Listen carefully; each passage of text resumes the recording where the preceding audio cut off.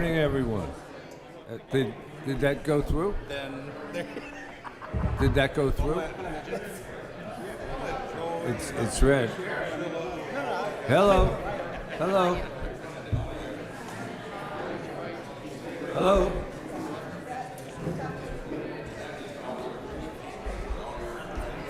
It's hello. Did that work? Good morning, everyone. Good morning. I gotta sit next Did to everybody you. hear? Yeah, you have to sit next to me. You got the short straw. Senator Davis, Representative Hager, we have special seats for you right up front. Right in the sun. Right up there.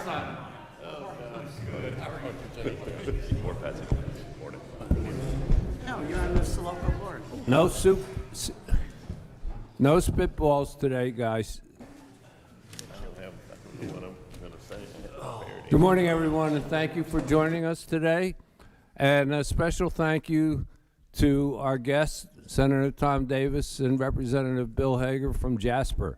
We are also expecting Senator Margie Bright Matthews, but she's coming down from Charleston, so she may be a little delayed.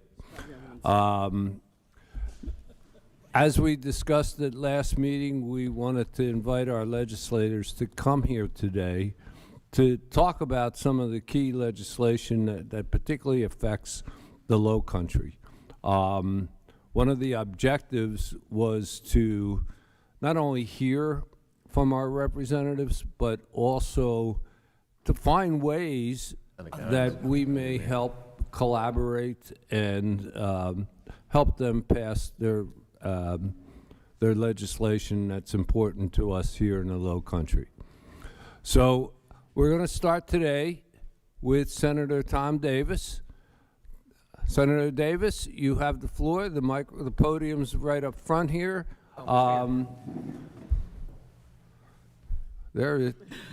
We have till 11 o'clock, so you're not on the clock. I probably shouldn't tell you that. So the format is for me to talk about things that I'm working on in Columbia and ways in which you can assist in making those things happen. And then is there a Q&A that you want to have? Or We'll do a Q&A. We have plenty of time. If each of the three of you take a half hour, we have the room till 11. Allow some time for Q&A. And if Senator Matthews doesn't show up, you'll have even more time. Fantastic. Okay. Well, let me talk about three separate things or three different things that I'm working on right now that I think touch on what all of you guys do. The first is this so-called concurrency legislation that's now pending, and it's sort of a new word here in South Carolina, but it's not a new concept in the country. Florida and Maryland have worked on concurrency bills in the past to try to get their handle on growth, not to kill growth, not to impose moratoriums, but to allow for growth to occur in a reasonable, sustainable way. And so what concurrency is this, and this is the way I found to best describe it to my colleagues. There are traditionally two ways in which local governments can sort of regulate or control growth or kind of dictate what kind of growth you want to have in your jurisdictions. You've got comprehensive land use plans that you adopt, and then pursuant to that, you have zoning ordinances. So that's why you designate where you want densities, different kinds of uses, things of that nature. And of course, that police power has been around, since 1973 anyway, with home rule. And so that's been a primary vehicle through which local governments address this problem. Subsequent to home rule, we then adopted impact fee authorizations, where you can, as a condition to issuing permits to a developer or to a landowner, you can say, okay, but we want you to pay X number of dollars for roads or water and sewer or schools or fire or law enforcement or even things like recreational facilities. I mean, so impact fees are another way in which you can align growth with the costs of that growth. So those have been the two vehicles historically you've had as local governments. What you haven't had, and what's now being talked about providing to you, is the ability to say to a developer, when they come up to you and say, we want to build in this particular area, and they say to you, we have this development agreement. We have these densities locked in as a matter of right, or by right zoning, this is what we're allowed to do. And, oh, by the way, we see what we have to pay in regard to impact fees, and we're willing to cut you a check for that as well. You pretty much have to issue them a permit at that point in time. Otherwise, you're going to be charged with a regulatory taking or inverse condemnation or exceeding your home rule authority. So what concurrency would do would be allow you as a local government in that context, even though a developer comes in and says, we've got these densities by a development agreement or by right, and we're willing to pay these impact fees. Concurrency authorization would allow you to say, we still can't give you a building permit, or we can't give you all you're asking for because we simply don't have the infrastructure on the ground right now to support it. You know, our roads can't support it. The water and sewer capacity can't support it. Our schools, law enforcement, whatever it might be. So concurrency is a way that you can say no, not no entirely and forever like a moratorium would be, but no, not now, or no, not to that degree. And you can look at what has happened in Maryland and Florida. There's a fairly robust case law that has developed from legislation they've passed there. And so I've looked at that as guidance as to how can we go about coming up with a concurrency program that works and sustain any challenges, because there were challenges to this by developers, right? Because if you're a property owner, I mean, you've got capital costs, you've got expectations, you've got marketing programs, and so they're going to fight any unreasonable regulation. But if you do certain things, concurrency and saying no, or no, not now, or no, not to that degree, can be sustained if you do certain basic things. And the first is this. I mean, let's assume we give you this authorization. We pass legislation and give local governments concurrency, the authority to do concurrency programs. These are some basic things you have to do. First of all, you have to identify the level of service for the various infrastructure components by which you're denying the developer's request. You got to have a level of service baseline for roads and bridges, and for water and sewer, and for law enforcement and fire protection and things of that nature, so that you have a benchmark by which you would say, okay, these are our deficiencies. You then have to have a plan in place over a period of time to address those deficiencies. I mean, otherwise, it's just a de facto moratorium. I mean, if what you're saying is no, not now, and you're not undergoing efforts to go ahead and address those deficiencies in level of service, you're going to be successfully challenged for takings. So you have to have those benchmarks.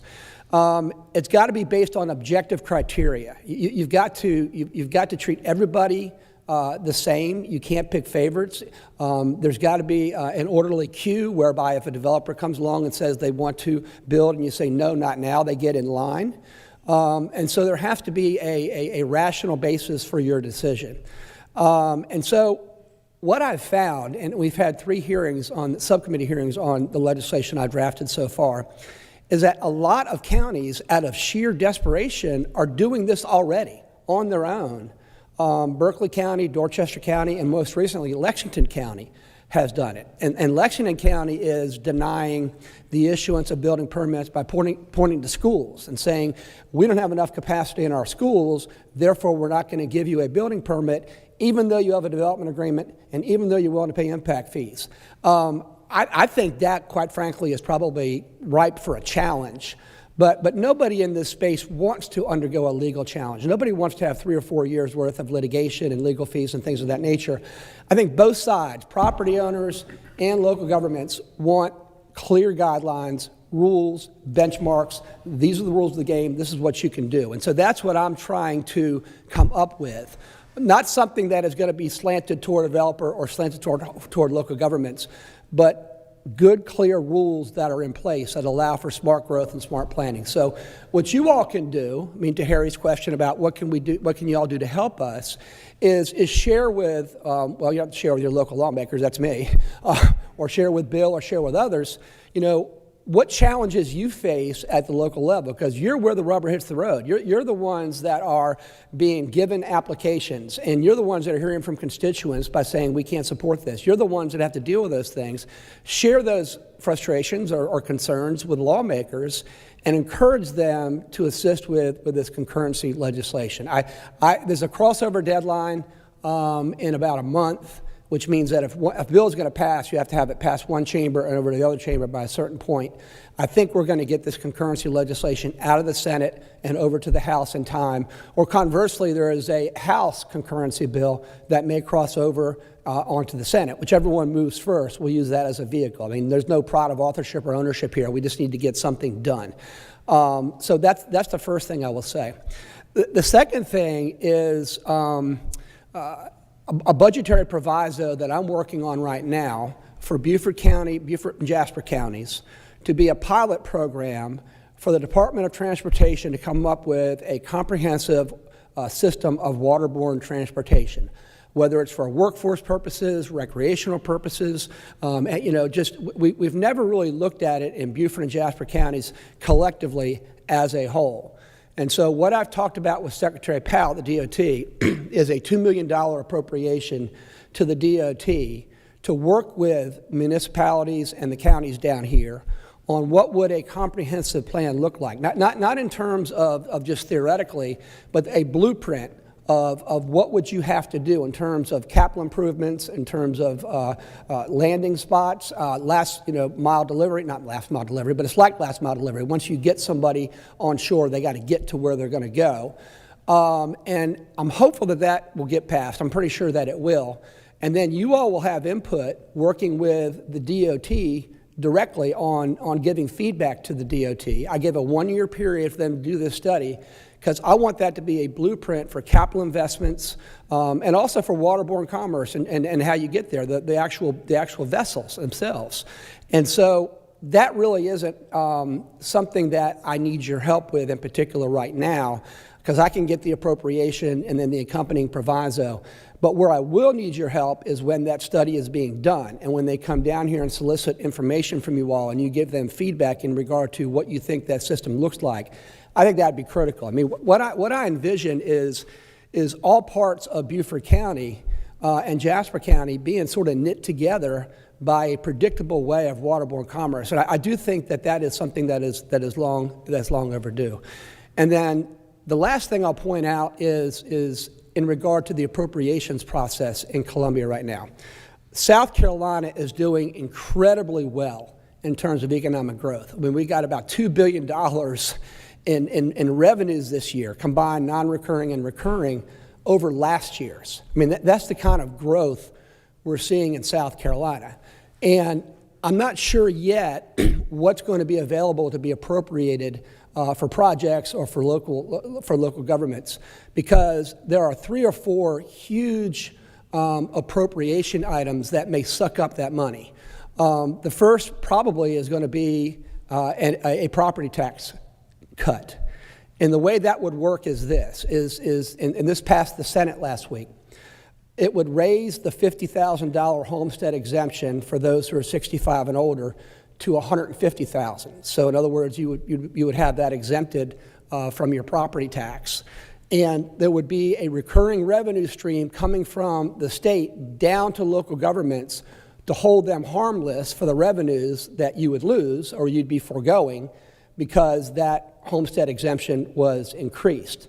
And importantly, unlike with Act 388, this legislation contemplates that reimbursement stream coming to local governments and being adjusted annually as the amount of revenue you are foregoing increases, right? Because over time, you have more and more people coming into the area, more and more individuals who are owning property, and more individuals who are going to enjoy that $150,000 exemption as opposed to $50,000, so that the reimbursement stream is going to have to increase over time, right? Because the amount of revenue you're foregoing will increase over time.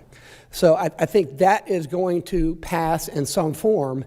So you're talking about $230 million initially in a recurring revenue stream from the general fund down to local government. So that's one whack at that $2 billion that I'm talking about.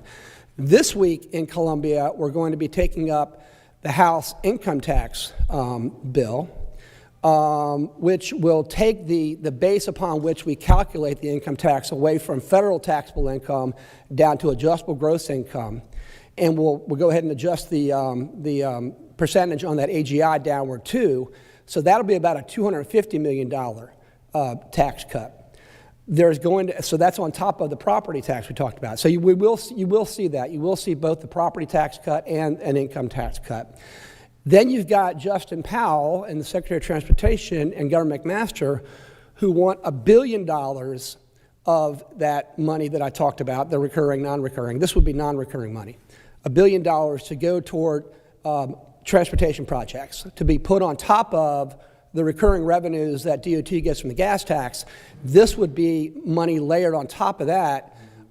That's important for us because some of that money requested by Secretary Powell would accelerate the timeline for the I-95 improvements we're doing. I mean, we've got locked in right now from, as you all know, from the Georgia-South Carolina line, that bridge being 3-lane in each direction, all the way up to Exit 8. That's been funded, permitted, contracts let, everything's underway.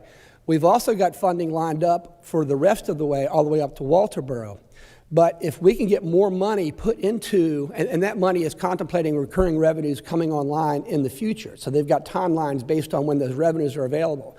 If we can get more of the money that we have in the general fund this year, for the general fund budget, allocated to the DOT, that will accelerate the timelines for the remainder of the I-95 improvements. Not the ones to Exit 8, that's locked down. I'm talking about taking it the rest of the way to Walterboro. So that is a big priority.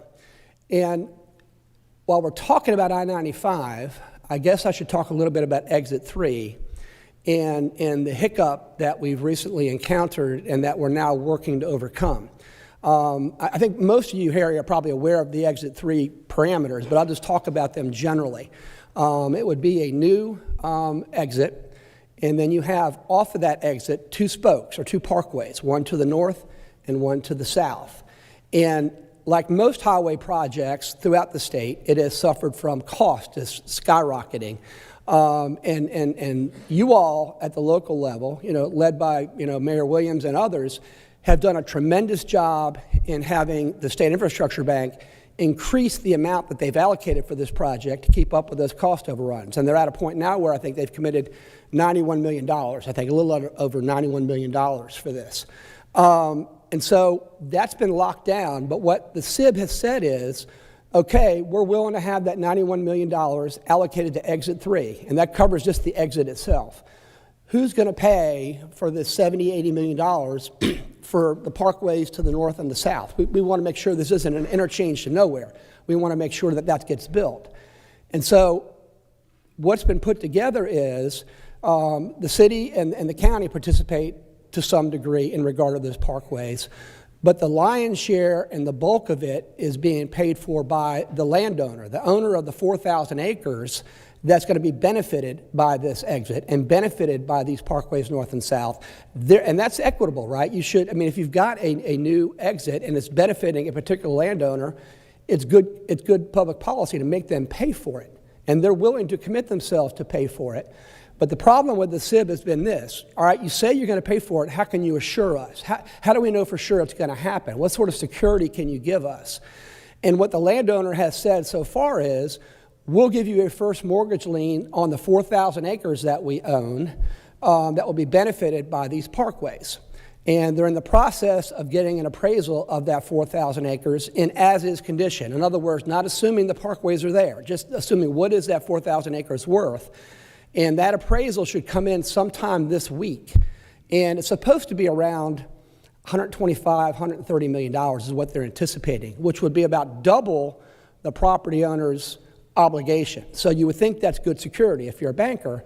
But the chairman of the SIB, John White, who's a friend of mine, has said, well, we're really not interested in just a mortgage. I mean, if we have to foreclose and we have to go to court and we have to file a summons and complaint and we can be tied up in court, we really don't like that.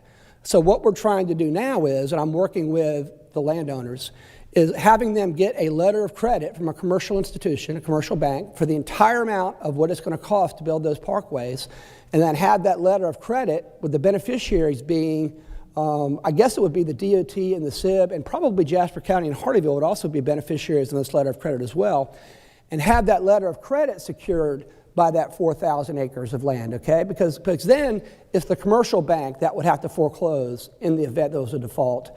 And the SIB would have a letter of credit. I mean, that's as good as it gets, so that if there's a financial obligation that's not being met, they just make a call on the letter of credit, they get cash. So I think this is going to come together. I think this will come to fruition. It makes too much sense economically for it to fail. And one of the things that I'm starting to emphasize in talking to the members of the SIB and talking to the DOT and my colleagues is we have a situation right now where you got two exits, exit 5 and exit 8, that are overwhelmed to a degree now, but will be even more overwhelmed when the I-95 improvements are made and more commercial development comes into those exits. We're creating choke points for people if there's a need for an evacuation or a need for people to get out of here fast. We need that exit 3 for just for those purposes alone. And this is one thing that I learned in speaking with David Tedder, who's with our firm now of counsel, and of course David Tedder has been involved in these things forever. But he was talking about how Bluffton Parkway, which at one point was envisioned as a way parallel to 278 to go out to exit 8, which isn't possible now for various reasons, but that there was a way or plans maybe to have Bluffton Parkway actually go down to where exit 3 would be, and that might be a way for that parallel route coming out on 278 to get into I-95. Now, I don't know enough about that in terms of where the wetlands are or where developments are, but again, this whole notion that exit 3 relieves some of that pressure for purposes of getting out on an evacuation basis is something that I'm going to hammer home on because that's a public safety issue. And so I'm optimistic about this thing coming together.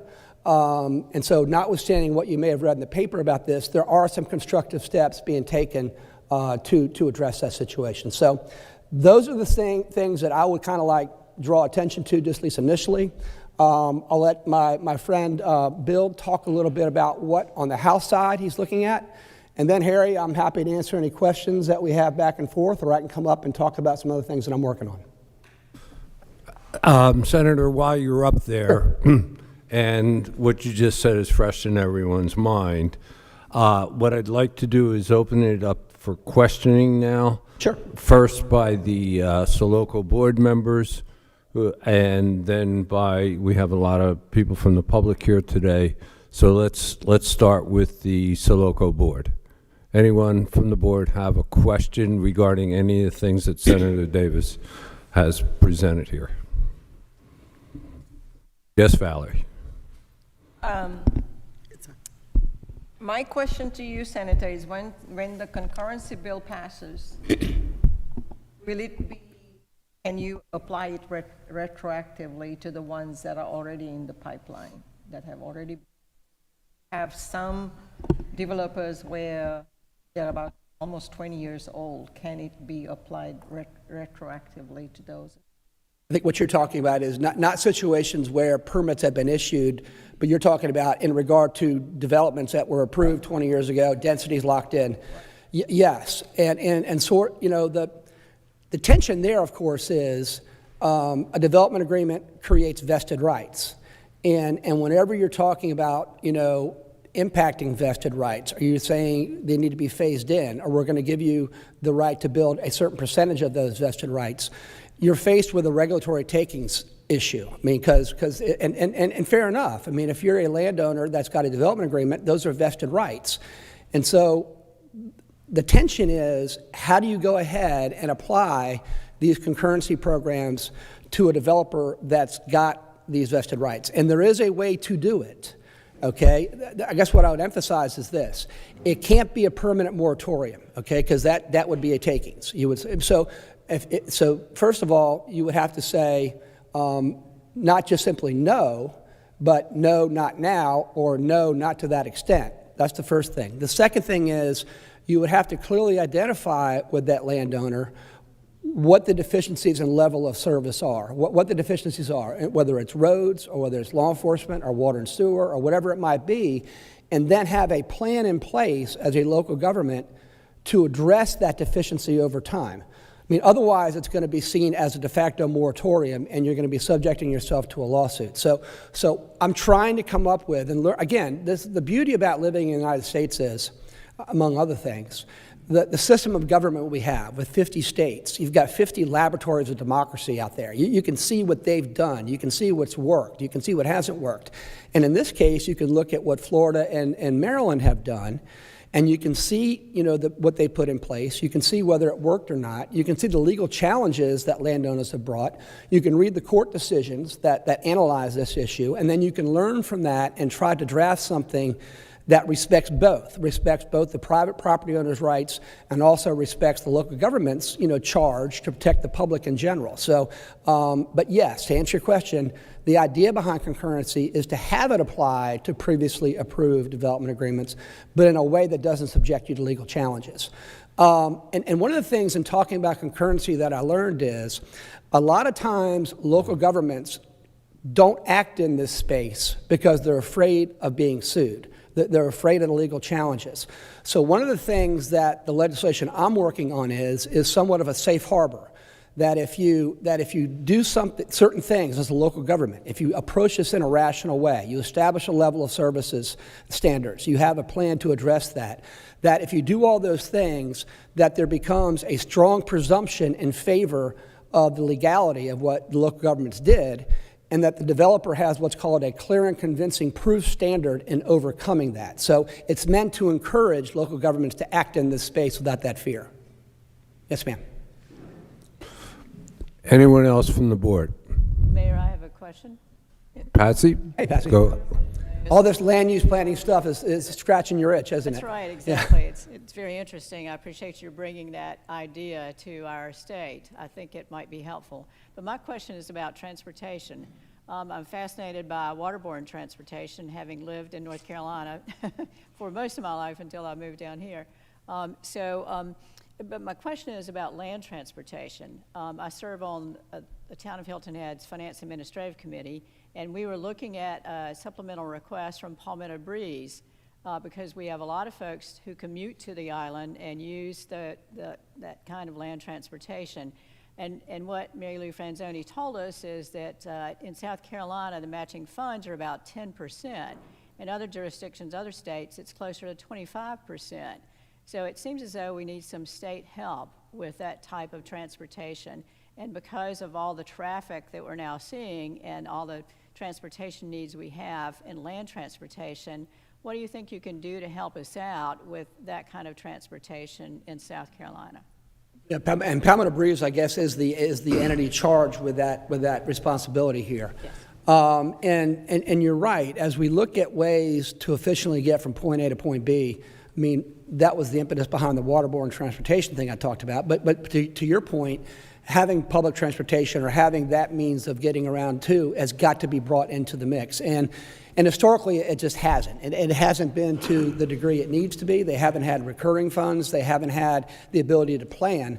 I'll be honest with you, I need to sit down with Palmetto Breeze, and I need to find out exactly what, if they had their, druthers, what would it look like, and what would the recurring appropriation need to be? Now, you say on a match basis, is that in terms of the local government picking up a share of it, and then how much of it the state pays? Is that what you're talking about in terms of a match? Yeah, she would be best the one to talk about the type of match she's talking about, because there's match from federal government and then local governments as well. And where the state fits in, I just don't know the information. Well, and that's a great point, because that transportation bill that was passed, the bipartisan infrastructure bill that was passed during the Biden administration, obviously a tremendous amount of money, and then they had various tranches that it went to in roads and bridges, waterborne commerce, but one of those tranches was mass transit, or what you're talking about too. And there may be opportunities, and I know that is on a match basis, they draw that down. There may be opportunities that we have foregone so far in terms of applying for those federal dollars and having local and state dollars used to draw them down. I'll be honest with you, I don't know exactly what those would be, but you're right that we ought to look at that. Yeah, thank you, sir. I'm sorry I don't know a better answer for that, but she can tell you. Thank you. What I'm learning about a lot of and I've learned this in the bipartisan infrastructure bill in regard to waterborne dollars, or that sort of a tranche.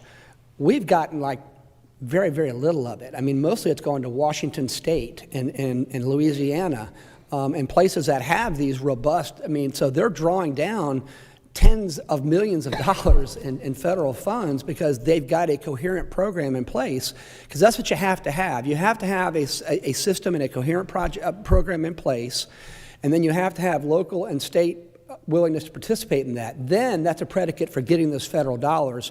We haven't done that with waterborne commerce, and we haven't done it with mass transit either. Mr. Toomer. Mayor. Tom, I love what you were saying about lowering taxes. You know, it's always been a goal of mine anytime I can.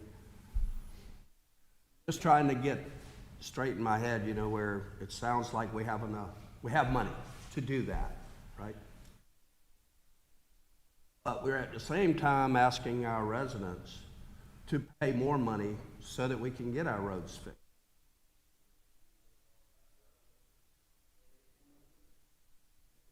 Talking about $1 billion, but we're talking about a lot of money just for our local roads. So I'm trying to get in my head, how come we can, you know, we have an abundance or extra money, so to speak, to go on these new, still asking our residents to pay for the roads that should already be fixed, in my opinion. So how does that tie together?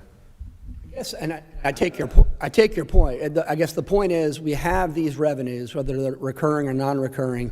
Why are we talking about tax cuts when we have these demonstrable needs that we're asking them to pay by other means, right? I guess that's the question. And so I guess from my standpoint, I would say this. It's not a mutually exclusive kind of thing. I fundamentally believe, and I've always believed this, in economics, you've got a finite amount of resources out there. And government exists when it takes taxes away. It takes money from those finite resources and spends it on certain things, public goods, things that are essential. But by definition, money that you take out of the private sector and move to the public sector, I think is less efficient. I think you're never going to get the return, economic return on dollars spending it at the government level than you would if it's in the private sector. For this reason, because if something in the private sector isn't spent in an efficient way or in a way that benefits the public, the company goes out of business. I mean, it's just so you've got a built-in market discipline there. So that's why I think tax cuts are important, because it leaves capital in a more productive sector. But to your point, there are certain things that we expect government to do. So that's why, I mean, and I agree with you, we ought to have dollars allocated from those revenues we have for roads and bridges. So I'm not advocating for not taking any of that $2 billion, and I'm not saying send it all back to people, because I recognize that we do, to your point, we do have these public infrastructure needs. And so I'm trying to strike a balance as I cast votes for these things. I try to strike a balance between, okay, how can I leave money in a more productive sector, but at the same time having the state have sufficient resources to address the things that you point out, because if we don't, then you turn to other mechanisms like a local option sales tax to pay for it. So I get it. It's a balancing act there. But since you raised this issue of the local option sales tax going forward, I'll tell you one of the practical implications of that is that if a local government or a local area has local revenues that they're generating, you move to the front of the line when you're trying to get money from the DOT, and also when you're trying to get money from the federal government, because both of them are going to be inclined to support projects more readily if there's local skin in the game. So the taxes at the local level, and that's just the way the game works. I'm not making a commentary on whether that's right or wrong. I'm just saying that's the way that it works. So that if you've got a project in the Grand Strand that's vying for dollars, and you got one down here in the Lowcountry that's vying for dollars, the locality or the local government that's going to have local dollars are going to be moved up in the terms of DOT priorities. So that's a long-winded way of kind of addressing your question, Mayor. But I'm trying to say that I try to balance between leaving money in what I consider to be a more productive sector, more efficient sector, but at the same time retaining enough money to where we do address the needs you're talking about. Because I recognize that to the extent the state doesn't, then it falls on local governments to have to do it in tax by other ways. Yes, sir. Mayor Perry. Yeah, I've got a quick question. Hey, Mayor. Good morning, how are you? Good. Good. I think that there's been discussion about how municipalities can create their own lost outside of the county. Can you talk to that and where that might be at this point in time? Is that the legislation that would affect Greenville and Beaufort County and would allow local governments to impose a penny sales tax on their own? That bill is in Senate Finance. I can't remember who the primary sponsor of that is. It might be Ed Sutton. It might be Ed Sutton or it might be Rex Rice. That bill has not received a subcommittee hearing. If that's something that municipalities feel strongly about, I can push the finance chairman to actually have a subcommittee hearing on it, which he'll give. Now, he won't commit to whether or not it's going to move or not, but he'll commit to giving a subcommittee hearing, and that would go to the committee that I serve on with Ross Turner. But is that something that municipalities have made a priority? Because I knew that was out there, but I had not heard that that was something the municipalities really wanted as an option. I think that it offers an opportunity for the municipalities to operate without reliance upon the county government, and it allows us to protect the projects that we want to do, and it provides that additional trust. So I think it's a conversation that Soloco would need to have for us to have a formal stance on that. But I think it is something that we are interested in, that we've had some conversations about on the island. And I think the legislation is drafted in a way, and I'm remembering back from a month or so when I looked at it, is that only municipalities that are within counties that don't have a certain number of local option sales taxes already would qualify. So by definition, it would limit it to those areas that don't already have, because some have layered on top of it, several pennies. Is that the one I'm thinking of? Yes. Okay. It's only for counties that have none, have no pennies on the books, and it's only 3 counties in the entire state. And we currently do not, It's because we have. Beaufort, Greenville, and Oconee County are the only 3 that would actually be eligible right now, unless some of the others actually roll off. So, yeah, the last one we had, I guess, was the green penny that rolled off, right? So that was the last penny. So we have none right now in Beaufort County. Correct, but like if the one passed this year that the county's looking to put, then we would be removed from that list until it expired. But right now, there's only 3 in the state that would be eligible to 3 counties in the state. And would that be, it would authorize a municipality to have a referendum to have the penny approved? Okay. Yes, a referendum to, if the entire county has none, then the municipalities would have an option to be able to put a referendum on just for projects within their region. And it would be for transportation projects or capital projects or what? I mean, I need to go back and look at the I think it's legislation. just transportation projects. Well, if that's something that the municipalities in this room feel like they really need, I'll put some weight behind it and try to give it a hearing and see if we can move it. I think it's a valuable tool to have in the toolbox. We don't know what's going to happen with the referendum this fall, but if it doesn't pass, it does give the municipalities an opportunity to address their issues in the way that they see they need to be addressed.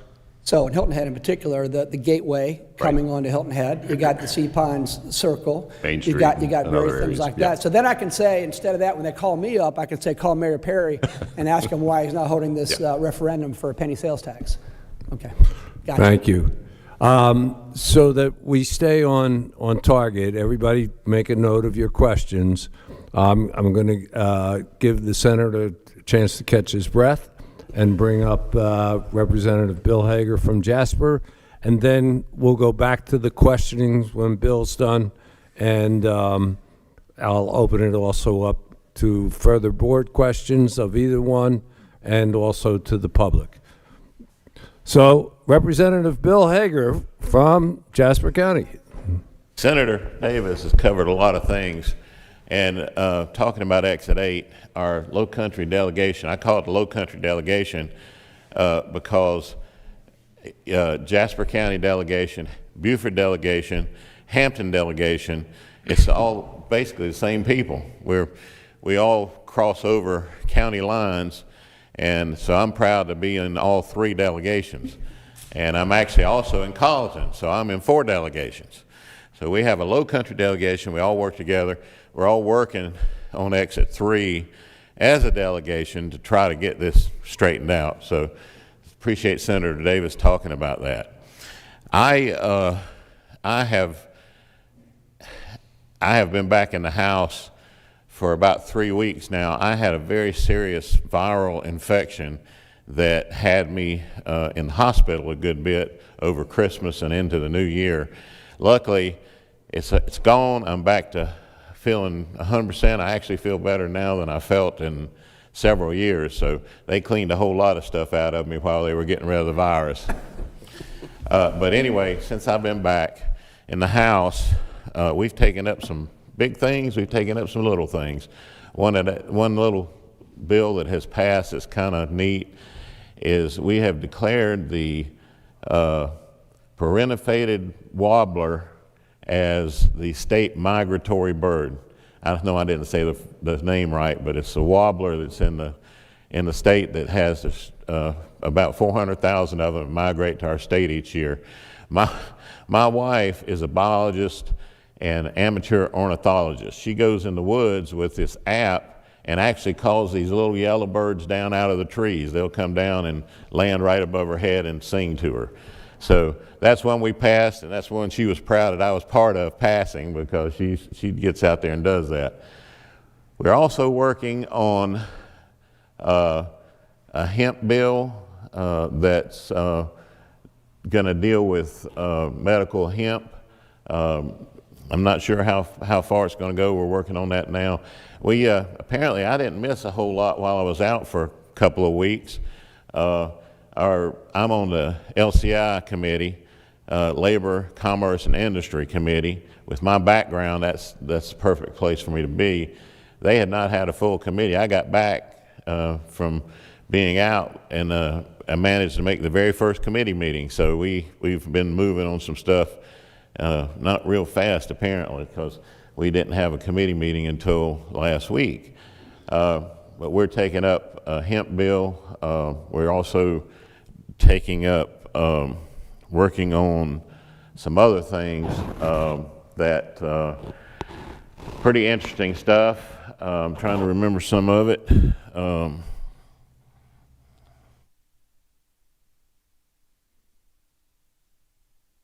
We also taking up a bill to allow pharmacists to prescribe birth control without having to have a doctor prescribe it, that it can come through a pharmacist instead, make it easier for our ladies to have birth control.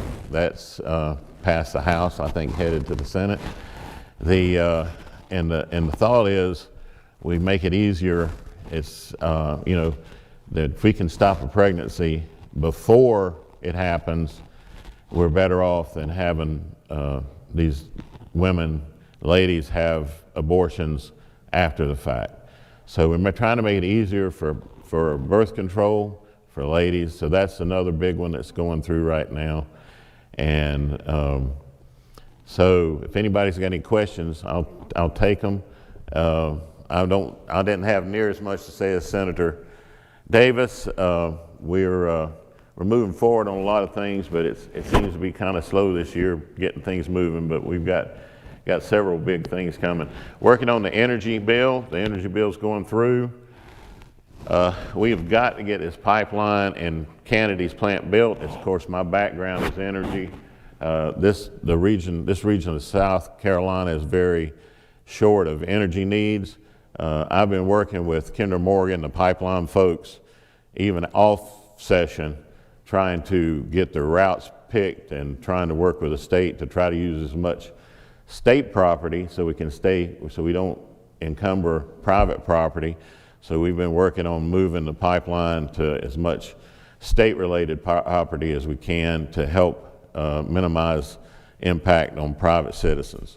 Once the pipeline's in place, it's really nothing you can't do on the line except plant pine trees or build a house on it. You can even, I just found this out recently, you can even plant a orchard on the pipeline. They don't mind fruit trees on the pipeline, so you can have a great shooting lane or a great orchard. So there's things you can still do with the land. We got a lot of folks that don't realize that. There's a big controversy about a data center in Colleton County. I've been working with them on that situation in Colleton County, but it affects all of us as we work to develop processes of how we're going to handle data centers, because they're coming and we've got to be ready for it. So thanks for your support. And a lot of you knew I was sick, and I thank you for your support while I was out.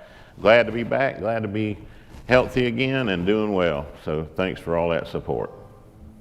Okay, what I'd like to do is open it up for board questions, and then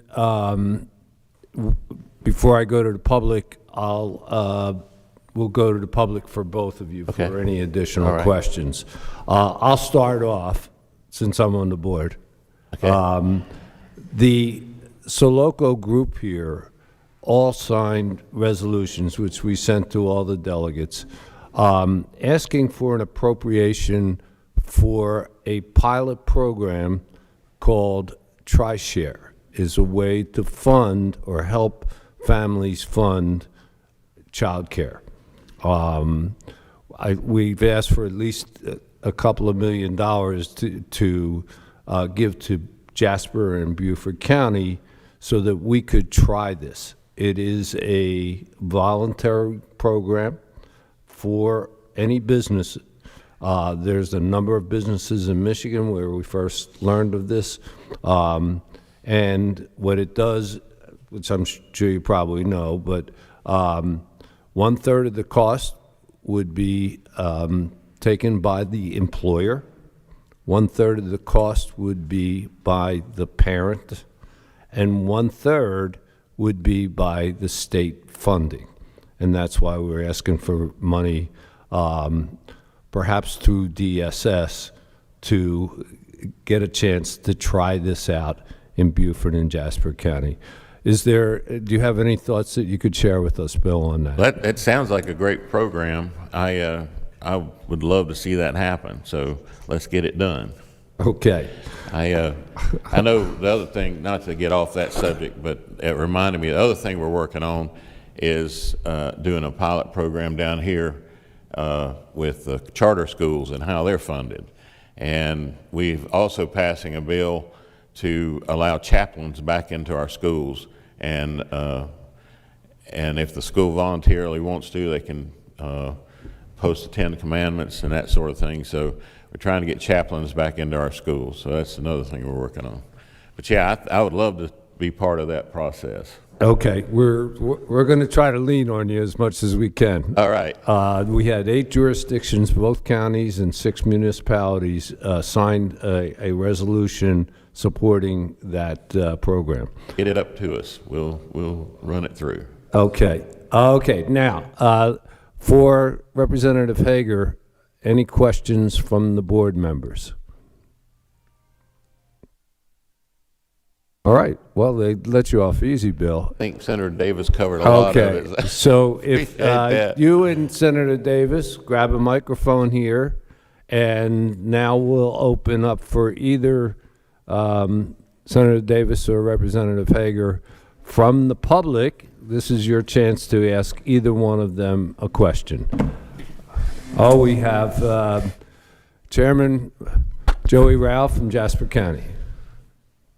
Senator Davis, I do have a question as it pertains to the concurrency bill. How will this affect understandably, we know how this is working with the explosive urban development. How will this affect the rural areas, and how will this affect or impact some of the workforce or attainable housing initiatives that we have? Yeah, one of the things that the legislation I'm working on, I can't speak to the House version of concurrency, but I would create either some carve-outs or some special exceptions for affordable housing. And also if you're looking to build or develop in urban areas where we want growth to occur. I think those 2 particular classes of property, and I think there's a rational basis for distinguishing. You've always got to have a reason as a legislature, if you're treating classes of property differently, you have to have a rational basis for that, or you subject yourself to equal protection challenges. But I do think that when you talk about wanting to promote or facilitate affordable housing, and you're talking about having pockets or donut holes in urban areas filled in, I do think there's a rational reason to treat them differently. So I do. My legislation will have exceptions for those areas. And while we're talking about concurrency, and this touches on it, the whole land use question, one of the things I should have mentioned is a bill that I filed that is moving through the Senate side, is to get our handle on data centers and how they're going to impact South Carolina in general. Because what you're finding with data centers, and you probably already know this, is that they consume a tremendous amount of energy. I mean, they are the critical infrastructure for AI technologies. And as more and more industry sectors are incorporating AI into their business model, you have to have the data centers as infrastructure support, which in turn relies upon a tremendous amount of power from the grid. And so as a matter of policy, at least with the legislation that I filed, you want to make sure that if a data center comes into an area, any generation needs that creates, or any upgrades to the grid that necessitates, that those capital costs are allocated entirely to the data center so that you don't have the existing rate base subsidizing those particular operations. But you've also got other externalities associated with data centers that I think public policy we need to address as a legislature.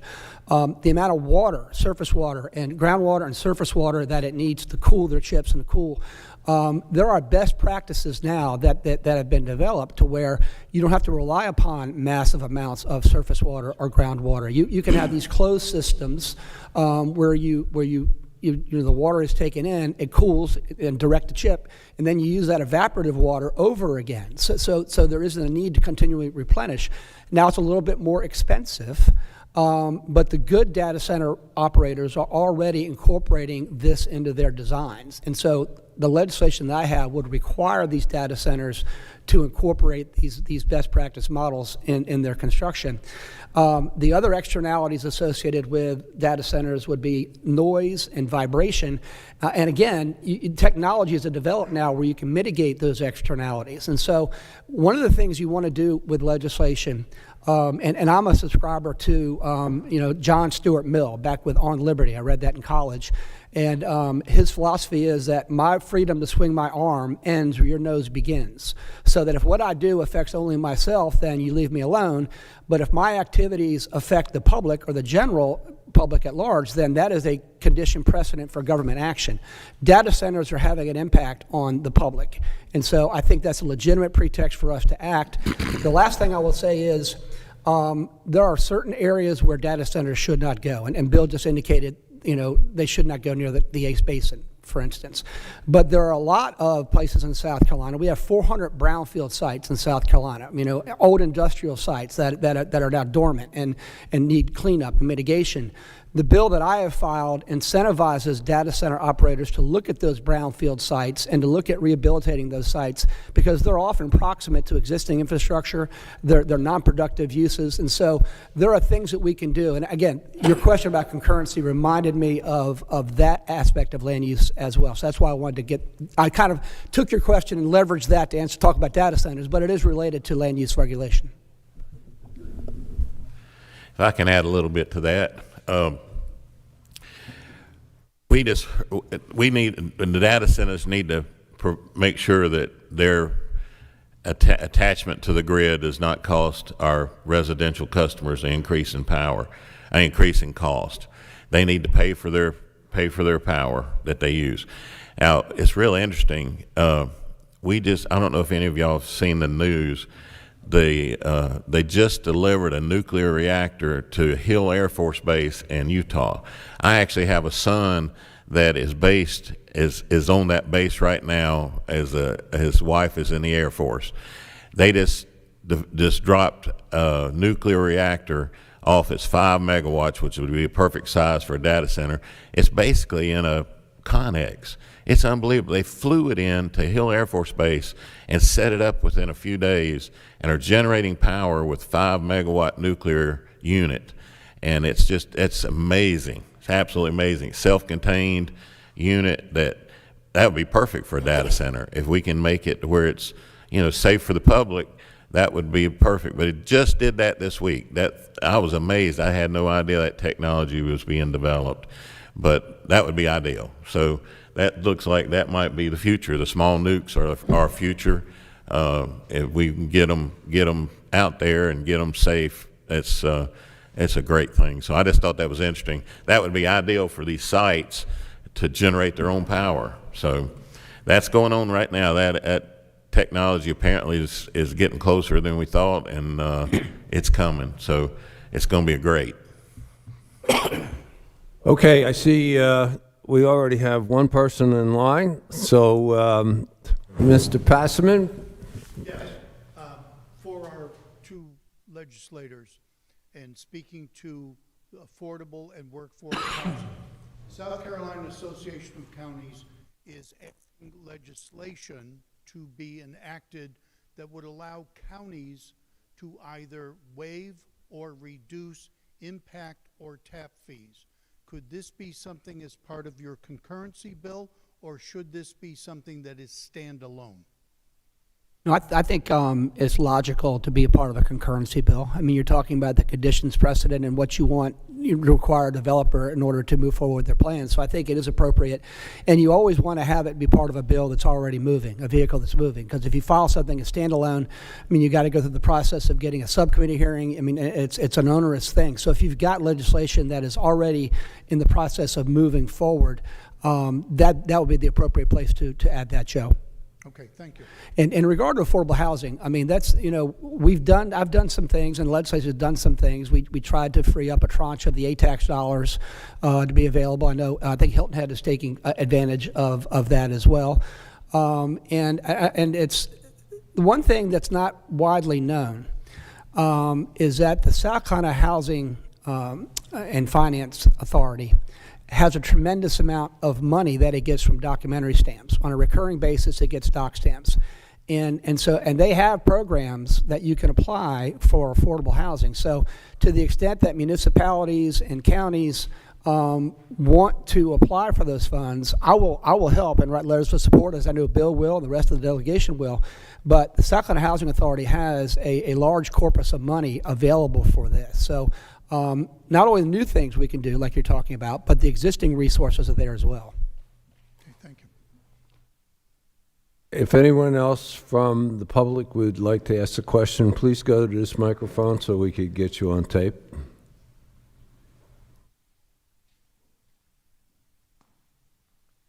I just wanted to follow up. Not clear that I understood the comments about the great big infrastructure bill that took place during the Biden administration.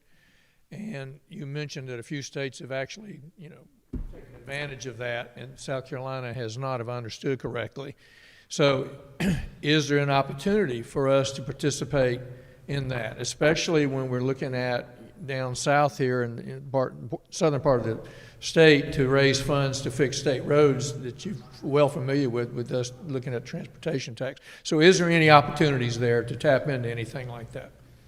Not with roads and bridges, because we have availed ourselves of that very aggressively, as have most states. I guess the point I was trying to make is that there were other tranches of money in that in regard to mass transit and in regard to waterborne commerce that we've not taken advantage of those tranches. But we have very aggressively and successfully going after the road and bridge money. So I want to be clear about that. I mean, it's not like we're sitting back and not doing anything on roads and bridges, but there are other transportation tranches that we've not gone after, was the point I was trying to make.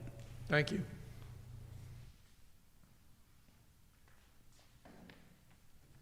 Jody, would you please state your name and your affiliation, please? I forgot to ask Dan to do that, but... My name's Jody Levitt. I'm the executive director at the Children's Center on Hilton Head Island. And my question is sort of a follow-up from Mayor Harry regarding TriShare. As we know, here in Beaufort and Jasper County, between 40 and 45% of our citizens need some help to continue to be sustainable. We also know for a fact that childcare is an economic driver. It allows people to be employed. TriShare is an opportunity for us to help some of those folks. And I want to put sort of an exclamation point on the necessity for that.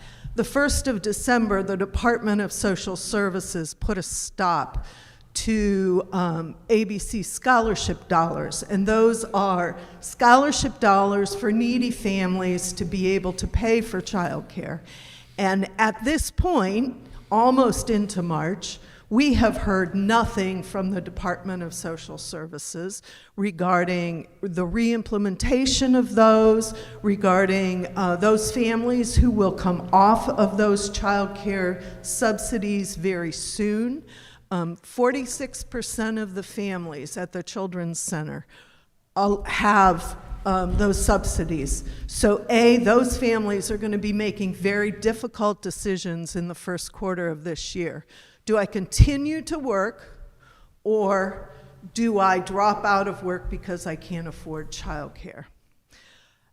On the other side of that, you have the providers who have counted on this money, who have budgeted for this money, and all of a sudden, it's been cut off with no notice or very little notice. So we're all trying to figure out, how do we afford to stay in business, provide this valuable economic driver without raising the cost of childcare on those families that can barely afford it as it is. So that's just an exclamation point on the necessity for us to look outside of the box on how are we going to make, and I got to put on my soapbox, not just childcare, but early childhood education, birth to 5, available for everyone in our community, not just those that can afford it. Thank you. Thank you, Jody. Can I Any ask other a question? Can I questions? ask a question Oh, of please. the presenter there real quick, if you would? These dollars that are no longer being made available, were those federal pass-through dollars, or those I dollars? believe some of them were, yes, but we're not getting any real true information down on who is now going to be eligible, who isn't going to be eligible. We've been told through the grapevine that, yes, those were ARPA dollars. I think not only in regard to childcare, but in regard to other things, affordable housing, Medicaid. I mean, you're going to see increasingly in the future less and less federal dollars coming down. And so to your point, we need to develop strategies and alternative ways of addressing the things that those federal dollars are paying for, I think is your point.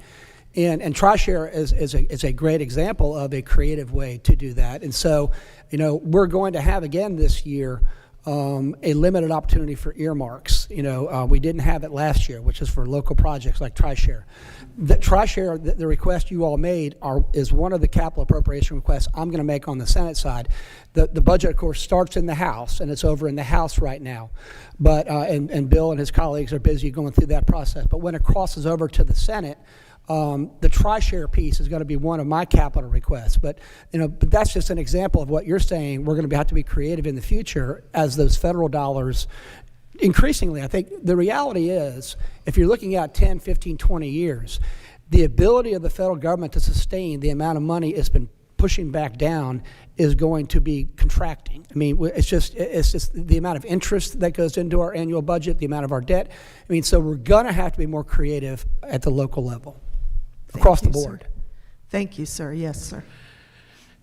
And I think we need to work with our employers too, because we have a shortage of people to work here. I mean, we've got jobs open that we can't fill, so these employers are going to have to work hard to retain their employees. So we've got to work with them to say, hey, you've got to help with this daycare issue. And just an FYI, I've been part of the groundwork working on this TriShare program for at least 2 years now. I was part of a small group that started it. And we do have the South Carolina Chamber also working with us in moving this forward. So it's not just a small group of people. It's SoLoco, it's the South Carolina Chamber. It's, there are self-sufficiency groups that are working towards all of this. So it's a groundswell. Thank you, Jody. Any other questions? Mr. Kemp. Senator Davis, when you were talking about the homestead rebate, you also said the state was going to make us whole when we have the change. Is one depending on the other, meaning that if you pass the homestead rebate passes, we'll guarantee the money? Yeah, I mean, what I meant by that is, and some in this room remember Act 388 being passed by the General Assembly, where you took school operation costs off of the property taxes for 4% property. So, what we did back then, and I wasn't in the General Assembly then, is we raised the sales tax by about by 1% to generate about $1 billion. And then we took away local government's ability to have 4% properties pay for school operations. That $1 billion was meant to reimburse the local governments for the revenues they had to forego by not being able to tax 4% properties. The error or the structural defect in that model was that revenue reimbursement stream continues to go down, but based on the universe of properties that existed back in 2008 when the law was passed. I mean, as 4% properties, the universe grows, then your reimbursement need should grow, right? Because you're not able to tax them, but we didn't have that. It's static with Act 388. What I was trying to emphasize was, in regard to this homestead exemption from 50 to 150,000, it's not static, and that as your universe of properties of individuals who qualify for that exemption grows, then that reimbursement stream from the state government to the locals has to grow. So that's a part of this bill, so that we don't repeat the structural error that Act 388 had. Does that make sense? Yes, but they're not, they're dependent on each other. That's what I'm trying to say. I'm sorry, say What again? happens if the revenue stream doesn't come through? Then we're stuck with a big deficit, really, in Jasper, because most of Jasper is. But the state, yeah, but the point is, the state is obligating itself in statute to provide that reimbursement stream. So, in the event there's a contraction in the economy, then we would have to divert money from other places that don't have those dedicated streams. But this would be a dedicated stream to the locals. Yes,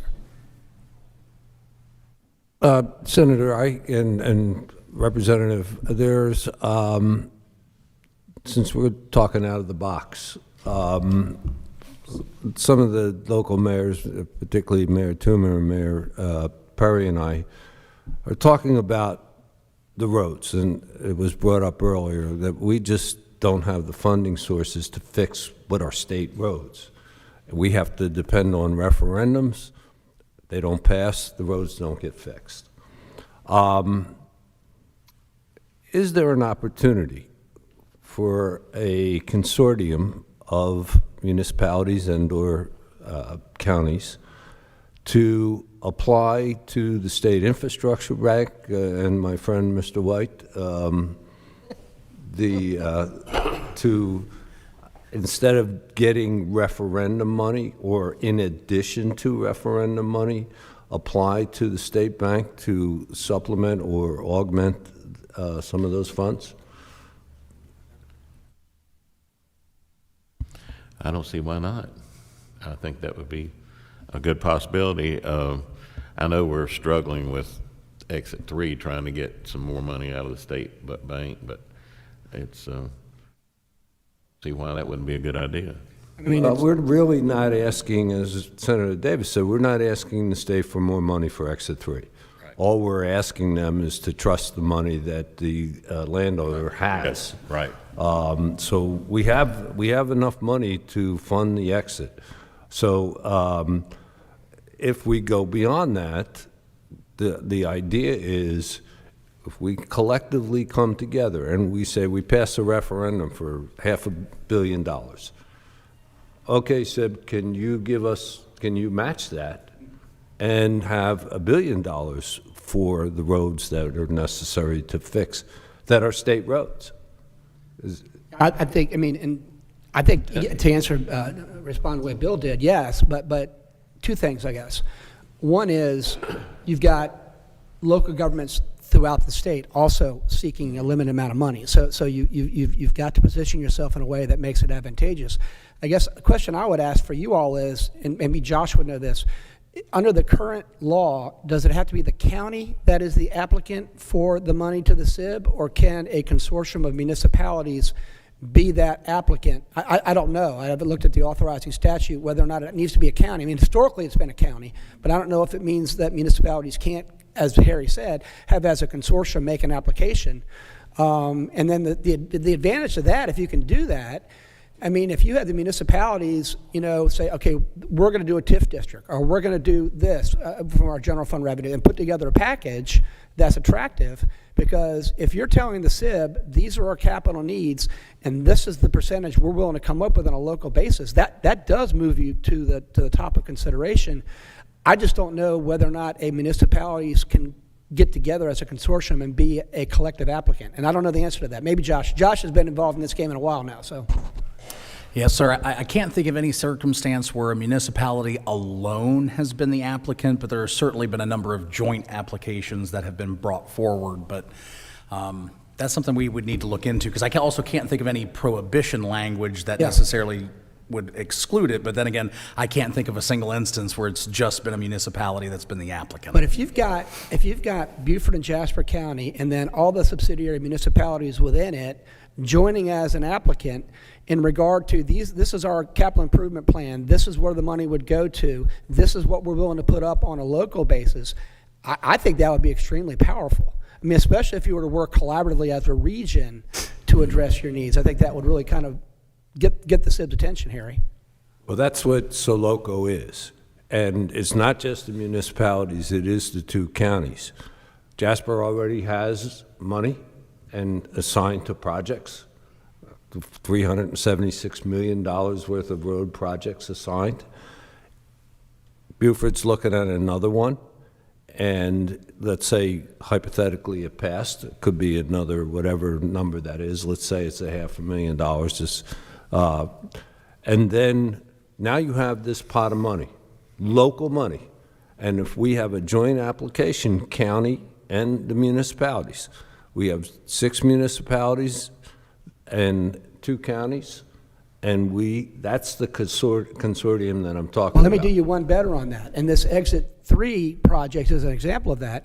Having the private sector and the landowners that would be benefited, have them have some skin in the game too. So then you not only have municipalities and counties, but you have the landowners that would benefit from that infrastructure, like Grambling is doing with Exit 3, having them part of that application. And I think that's one of the things about the Exit 3 that I think is particularly attractive, is that you've got the private landowner contributing to the public infrastructure costs because they benefit. I think thinking out of the box like that and having all municipalities, the counties, and large landowners would really distinguish your application.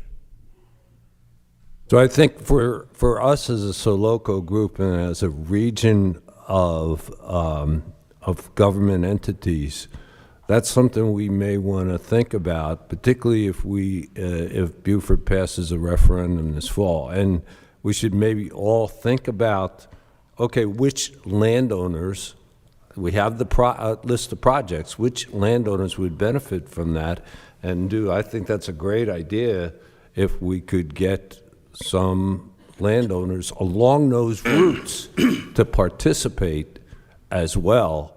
I think it's a great idea, and perhaps this could be an agenda for a future Soloco meeting, particularly as we approach a potential referendum.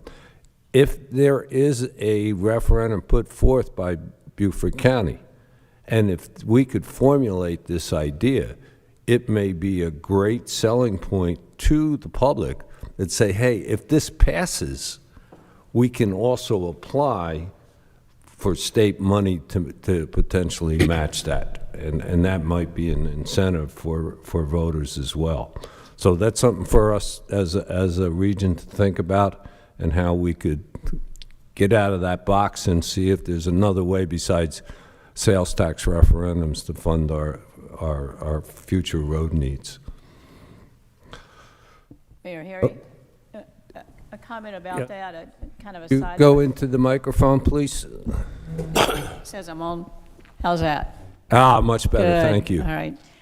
So a parallel comment, if the statute does not allow municipalities to apply to the SIB, then perhaps through that local sales option bill that's moving forward for those municipalities where the county does not have a sales tax, perhaps that bill could add a proviso that we could then apply to the SIB. so that there would be that statutory authority if there is not statutory That would authority. certainly be germane to that, because you're talking about empowering municipalities to address their capital needs. And so that would be and again, I was just wondering, because I've never seen an application where it's been a municipality. I'm not sure that you're disqualified. I just haven't seen it. Right, sure. And then a question on a different route, but also about transportation, that is, at the Municipal Association Legislative Day in January, we learned about bills coming through both houses, which would allow SCDOT to pass down state-owned roads. And where does that legislation stand? Because I know there are just certain roads that they would pass on down to local governments, but there needs to be parallel funding to provide for looking after those roads that local governments, whether they be counties or municipalities, get. And then secondly, the other, and I think an amendment has been added to the bill to allow municipality representation on those county authorities set up when the state roads are passed down. So what's the status of those bills? Yeah, they're two separate bills. You've got one that Representative Erickson and her study committee, they held hearings throughout the off season.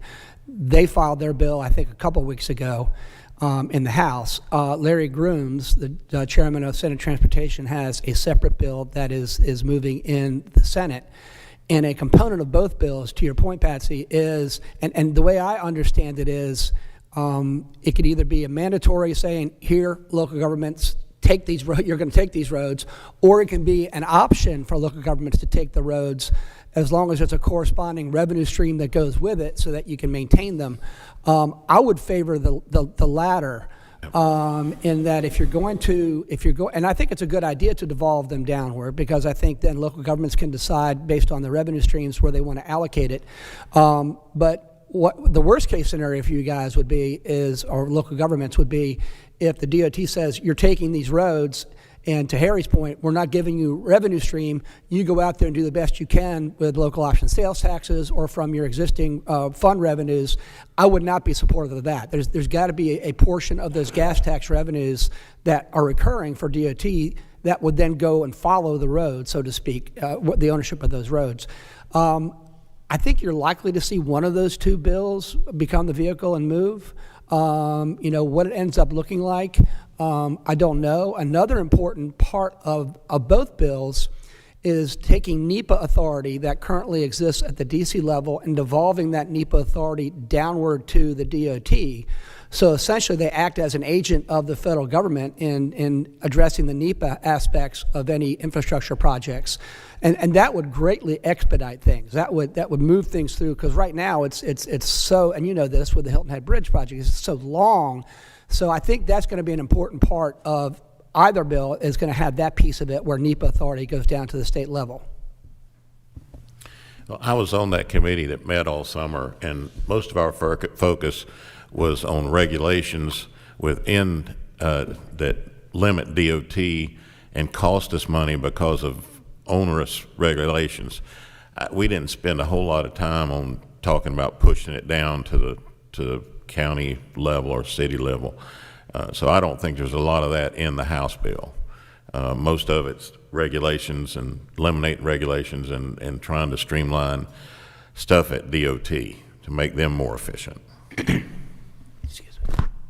That's a good point, because part of the delays of Exit 3 and getting with the NEPA and the 404 permits really put us, they took a long time to, and then Senator Davis knows that was a part of the problem. Just one other topic before we let you go. Would either one of you like to address, I know there's been some talk about nuclear energy for the state. Is there anything that you'd like to share with us regarding that? I guess that's my field of expertise. The Santee Cooper is working with a contractor to finish the two failed reactors that Dominion and Santee Cooper tried to build in Columbia. I never thought in my lifetime I would see those units completed. But once Georgia Power finished the two units they had, it showed us some streamline. It showed where mistakes were made. We were supposed to be behind those units anyway. Well, they got delayed over there SCE&G, Dominion, Santee Cooper got ahead, and we were having to do some of the revising of plans based on stuff that should have been done in Georgia. But anyway, so that's part of the failure of the plants. I think we're going to get those reactors built, and we're also moving forward with the modular reactors, which are smaller and they're ideal for the old coal-fired plant sites that we've gotten rid of, because they don't take near as much water, they don't take near as much space as a 1,000 megawatt unit like we're building in Columbia. And they're actually, those two units are 2,000 megawatts, which is a huge amount of energy that we will be bringing into the state if we can complete those sites. And we have a contractor on site now, I believe, is already beginning to work. We've got a lot of nuclear stuff moving. And of course, Savannah River site is in South Carolina, and they're always doing research on doing nuclear stuff. So they're a great resource for nuclear power. And so we're going to see a revolution in nuclear power, I think, in the next 5 to 10 years. We just got to get through the next 5 or 6 years to finally finish those designs and get something started. We've got one unit that's being built out west somewhere, I remember that now, and so that pilot program is underway, and that'll make it easier for the rest of us. Right. One of the things about nuclear is the Trump administration has placed an enormous bet on nuclear meeting our energy needs into the future. And to Bill's point, the centerpiece of that are building these AP1000 Westinghouse reactors that were stalled up in Fairfield County. Right. Also, what the Department of Energy did last month, they issued a request for proposals to states to house or facilitate or to construct these nuclear life cycle innovation campuses. We're talking about billions of dollars worth of federal money coming down for nuclear technologies, nuclear generation, waste reprocessing, and we're in the process of putting forward an extremely powerful application for the state of South Carolina. They're due the end of next month. And to Bill's point, Savannah River site, I mean, we got thousands of acres that this particular campus could go on. 50% of our power in South Carolina comes from nuclear, more than any other state. Nuclear fuel, more than any other state, comes from South Carolina. Savannah River Lab, we've got the technology. We're building now, as Bill said, 2 AP1000 reactors in the process. So no other state can put forward the sort of application that we can. So we have the opportunity in South Carolina to be the tip of that spear to be this nuclear revolution. So I'm really excited about the possibilities for us in South Carolina. And a lot of people don't realize that all the nuclear pellets that go into the fuel rods that go into commercial reactors are made in South Carolina at a plant in Columbia. People don't even realize that there is a nuclear fuel plant in Columbia that makes all the fuel pellets for all of commercial reactors across the U.S. And so that's a great thing to have. And so nuclear is the future, and we're posed to be a leader in that field. Okay, well, thank you both very much. Just to recap, as Senator Davis suggested, please, for those of you who are interested in this concurrency bill, please talk to all the legislators that you know. Tell them that you supported it, assuming you do. I know from a Hardeeville perspective, where we have a lot of growth and we're trying to put some of the infrastructure, like the road money we have, and have that done first. Concurrency would give us an option. This doesn't force anybody. It gives us another option in which to negotiate how development is put off. So as Senator Davis requested, please talk to whoever you can if you do support that bill. Now, there's one other item that we have to discuss, and that is the agenda for March. We'll be back to the fourth Tuesday of the month. It will be chaired by Mayor Perry, our co-chair. And what we had put off this month to have this event was a presentation by Jasper County, and I believe Eric Larson, you're ready to go, right? Oh, and Beaufort County. Tab, and you can choose your topics. If you want to talk about the progress of the committee on the sales tax referendum, that, you know, whatever you choose, whatever you feel is beneficial for the region to hear about in both counties, that will be the agenda for March. Okay, Mayor Perry? Yes. Okay, great. I'll get it all set up before I leave for vacation. Okay. I'll also forward you an email on Candela, because they would like to come speak to Soloco as well, probably in April or May. I think there will be an announcement in April. Mr. Davis, you can correct me if I'm wrong on that, but I think they'll make their decision as to where they'll put their manufacturing plant. But I think having them come in and speak to us for the waterborne services is good for us all to hear about. So I'll forward that email to you, and we can get that set up for April, May. Okay. We also have, there's a couple of other things that have been asked for.